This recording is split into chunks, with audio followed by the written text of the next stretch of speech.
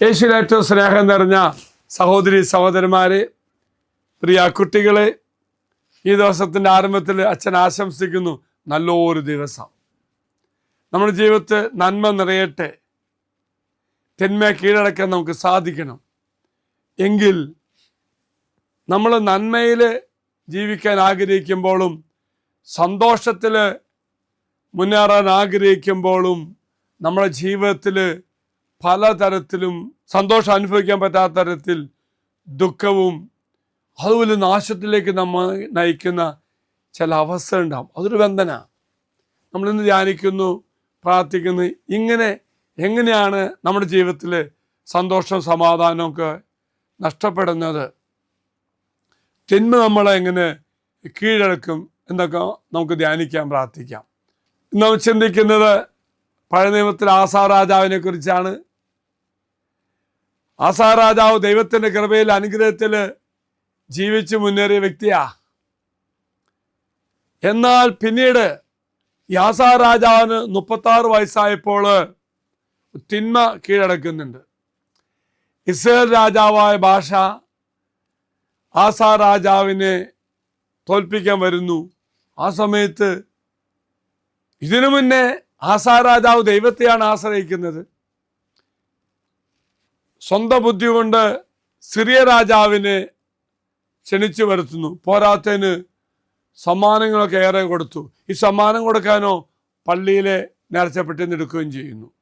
ഈ സമയത്ത് അനന്യ പ്രവാചകൻ വന്ന് പറയുന്നുണ്ട്, നീ ചെയ്യുന്നത് തെറ്റാണ്. നിനക്ക് സമാധാനം കിട്ടി, സന്തോഷം കിട്ടി, യുദ്ധത്തിൽ വിജയിക്കുവാൻ ദൈവം നിന്നിലൂടെ പ്രവർത്തിച്ചു, ദൈവം നിന്നെ രക്ഷിച്ചു. പക്ഷേ ആസാ രാജാവ് എന്ത് ചെയ്തു? ഇങ്ങനെ പറഞ്ഞ അനന്യ ദീർഘദർശി. അവൻ്റെ വാക്ക് ആസാ രാജൻ ഇഷ്ടപ്പെടുന്നില്ല. തിന്മ കയറുന്നു, അഹങ്കാരം നിറയുന്നു. ദൈവത്തോട് ചോദിച്ചുകൊണ്ട് പ്രവർത്തിച്ച ആസാ രാജാവ് തൻ്റെ ബുദ്ധി തന്നെ ആശ്രയിക്കുന്നുണ്ട്, അഹങ്കാരം നിറയുന്നുണ്ട്, ദൈവം ആഗ്രഹിക്കാത്ത ചെയ്യുന്നു. ആ തെറ്റിനെ കാണിച്ചു കൊടുത്ത അനന്യ ദീർഘദർശിയെ മർദ്ദിച്ച് ജയിലിടുന്നു. പ്രിയമുള്ളവരെ, സമാധാനം നഷ്ടമായി, വലിയ തരത്തിൽ ജീവൻ ഭീഷണിയിലാവുന്നു. അവസാനം ഈ ആസാ രാജാവ് തൻ്റെ അഹങ്കാരത്താൽ തിന്മ കയറിയപ്പോൾ മരിക്കുകയാണ്. ഓർക്കുക പ്രിയമുള്ളവരെ, സമാധാനത്തിൽ സന്തോഷത്തിൽ ജീവിച്ച ആസാ രാജാവ് തൻ്റെ പ്രജകളെയും ആ സന്തോഷത്തേക്ക് നയിച്ച രാജാവ് പിന്നീട് തിന്മ കീഴടക്കി. ആ വ്യക്തി നശിക്കപ്പെടുക.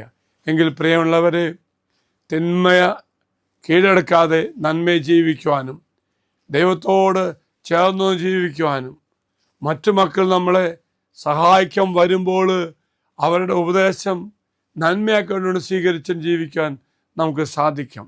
നമ്മുടെ ജീവിതത്തിൽ ഒരിക്കലും തിന്മ കടന്നു വരാതിരിക്കുവാൻ, നെഗറ്റീവ് എനർജി ലഭിക്കാതിരിക്കുവാൻ, എപ്പോഴും പോസിറ്റീവായി സന്തോഷം ജീവിക്കുവാൻ ദൈവത്തോടെ ചേർന്ന് നിൽക്കുക. ദൈവിക വെളിപ്പെടുത്തലിന് വേണ്ടി ദൈവം ഉപയോഗിക്കുന്ന വ്യക്തികളെ സ്വീകരിക്കുക. അപ്പോൾ എന്നും നമുക്ക് സന്തോഷം അനുഭവിക്കാൻ സാധിക്കും. പ്രിയമുള്ളവരെ, നമ്മുടെ ജീവിതത്തിൽ നിന്ന് വലിയ സന്തോഷ ദിവസമായി മാറണം.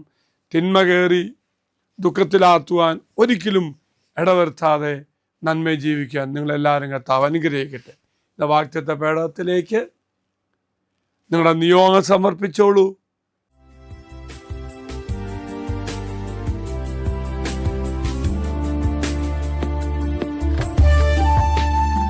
ഇത് നിങ്ങൾ സമർപ്പിച്ച നിങ്ങളുടെ എല്ലാ നിയോഗങ്ങളും അൾത്താരയിലേക്ക് അച്ഛൻ സമർപ്പിക്കുന്നു.